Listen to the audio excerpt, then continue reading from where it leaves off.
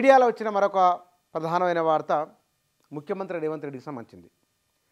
ఆయన ఢిల్లీ వెళ్ళి అధిష్టానం పెద్దలను కలవడం, మంత్రివర్గంలో ఎవరెవరికి స్థానం ఇవ్వాలని, ఎమ్మెల్సీలుగా ఎవరిని తీసుకోవాలని, నామినేటెడ్ పోస్టుల్లో ఎవరికి ఇవ్వాలని ఇట్లా ఒక ఎక్సర్సైజ్ జరుగుతున్నది.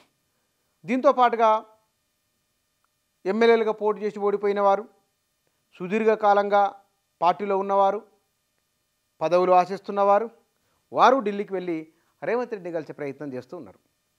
ఇదొక వైపున జరిగితే, రెండవది 23 తుగ్లక్ రోడ్, మాజీ ముఖ్యమంత్రి, మాజీ కేంద్ర మంత్రి, మాజీ ఎంపీ కేసీఆర్ నివాసం. అది ఇప్పుడు రేవంత్ రెడ్డి నివాసం అయింది. కేసీఆర్ నేమ్ ప్లేట్లో కేసీఆర్ తీసేసి రేవంత్ రెడ్డి పేరు పెట్టడం, అక్కడ తోటి ఎంపీలకు విందు ఇవ్వడం తుగ్లక్ రోడ్లో, అది కూడా జరిగింది.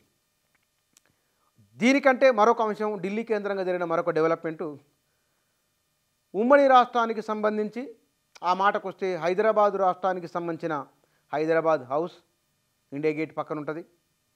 దానికి కొంచెం దూరంలో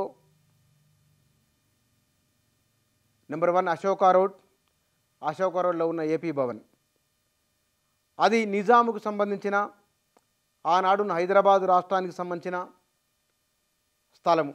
హైదరాబాద్ హౌస్ ఉన్నందుకు దాన్ని కేంద్ర ప్రభుత్వం తీసుకుంటే కొంత స్థలం దాని పక్కనే ఆనాడు నెహ్రూ గవర్నమెంట్ ఇచ్చింది.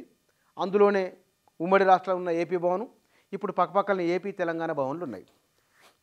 సుమారుగా ఇంచుమించు 20 ఎకరాల కొంచెం తక్కువగా ఉండే స్థలం అది.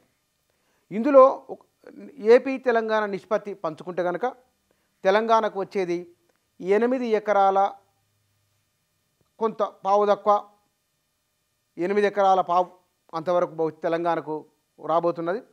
11 ఎకరాల పైన ఆంధ్రప్రదేశ్కు ఆ భూమి పంచుకుంటాయి. ఇందులో ఇప్పుడున్న భవనాలు 40 సంవత్సరాల కింద, అంటే నీలం సంజీవరెడ్డి, ఆ తర్వాత కాసు బ్రహ్మానందరెడ్డి వారి హయాంలో కట్టినవి కొన్ని, మర్రి చెన్నారెడ్డి ముఖ్యమంత్రి ఉన్నప్పుడు కట్టినవి కొన్ని, బ్లాక్స్ కొన్ని పెంచుకుంటూ వెళ్ళిపోయారు. ఇవి ఒక 30-40 ఏళ్ళ కింద కట్టినాయి కాబట్టి ఆ భవనాలు శిథిలావస్థకు వచ్చినాయి. తెలంగాణకు వచ్చే వాటాలో తెలంగాణ భవనం నిర్మించాలి. అది తెలంగాణ, ఢిల్లీలో తెలంగాణ భవనం తెలంగాణ సంస్కృతి సంప్రదాయాలను ప్రతిబింబించే విధంగా ఉండాలనేది కూడా రేవంత్ రెడ్డి అక్కడ చేస్తున్న ఒక ఎక్సర్సైజ్. ఢిల్లీలో ఉన్న అధికారులతో ఆయన సమావేశం నిర్వహించి ఆస్తులు పంపిణీకి సంబంధించిన అంశాలపైన కూడా ఆయన సుదీర్ఘంగా చర్చ చేసిన వారి దగ్గర. ఇక రాబోయే రోజులలో బహుశా అంటే ఇక్కడ ప్రతి దగ్గర తనదైన ఒక ముద్ర ఉండే విధంగా ప్రయత్నం చేస్తున్నారు రేవంత్ రెడ్డి. అందులో హైదరాబాదులో మండలి, విధానసభ, విధాన పరిషత్ ఒకే దగ్గర ఉండాలని చేసే ఒక ప్రయత్నం. రెండవది, ఢిల్లీలో తెలంగాణ భవన్ ఉండాలి. 2 నిర్మాణాలు, 2 ఇండికేషన్లు, 2 ఇమేజ్లు. ఒక ఇమేజ్ హైదరాబాద్ సెంటర్గా జరిగేది, ఇది మొత్తం తెలంగాణ సమాజం అంతా చూసేది. ఢిల్లీలో తెలంగాణకు భవన్ ఉంటే అది తెలంగాణ సంస్కృతి సంప్రదాయాలకు అద్దం పట్టేలా ఉంటే అదొక ఇండికేషన్, ఒక సింబాలిక్. ఈ సింబాలిజం అనే దానిపైన బాగా కాన్సన్ట్రేట్గా ఉన్నారు ఆయన. అందుకోసమే ఢిల్లీ కేంద్రంగా ఈ ఇన్ని పనులు చేసుకుంటూ ఉమ్మడి ఆస్తుల విభజన, ఈ ఉమ్మడి ఆస్తుల విభజనలో ప్రధానంగా అక్కడ తెలంగాణ భవన్ నిర్మాణం, వీటిపైన ఆయన అక్కడ ఉన్నతాధికారులతో మాట్లాడడం. ఢిల్లీలో తెలంగాణ వారికి ఇప్పుడున్నది ఒక బ్లాకు ఆంధ్రకు, ముందు ఎదురుగా ఏపీ భవన్లకు ఎంటర్గానే కనబడే ఒక భవనం తెలంగాణకు, అట్లా ఉన్నాయి. దాని పక్కనే ఒక విశాలమైన ప్రాంగణం ఉన్నది. ఇప్పుడున్న ఈ సముదాయానికి పక్కన గోడ ఉంటుంది మధ్యలో.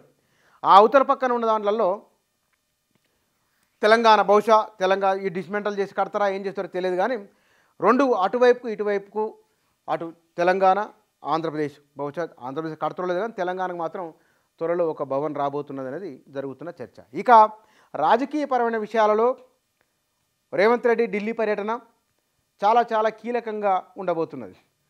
ఇందులో రాజకీయ వ్యవహారాల కమిటీ హైదరాబాద్లో తీసుకున్న ఒక నిర్ణయం, సోనియా గాంధీ తెలంగాణ నుంచి పోటీ చేయాలనే దానిపైన ఒక ఒప్పందం చేసుకోవడం, ఆయన పార్టీ ముఖ్య నేత కేసీ వేణుగోపాల్తో రేవంత్ రెడ్డి భేటీ కావడం, ఆ తర్వాత ఇతర ముఖ్య నాయకులతో భేటీ అవ్వడం, ఇవన్నీ కూడా నిన్న జరిగిన పరిణామాలు.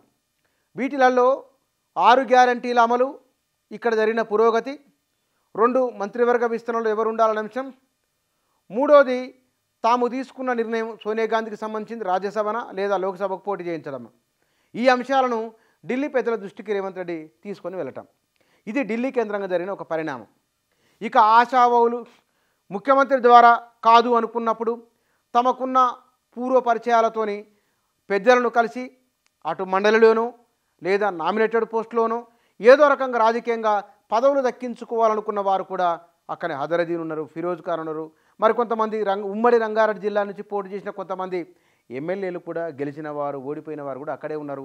1-2 సామాజిక వర్గాల వారికి ఎక్కువ మంత్రి పదవులు వస్తున్నాయి కాబట్టి మళ్ళీ అదే సామాజిక వర్గ వారికి ఇస్తారా, ఇవ్వరు, ఇవ్వనప్పుడు మరి మరోటన్నా ఇవ్వండి అనే ఒక ఆలోచిస్తున్నవారు, లేదా ఏదైనా చేసి ఇబ్బంది అనుకున్నవారు, ఇట్లా చాలామంది కూడా అస్థిరంలోనే ఉన్నారు.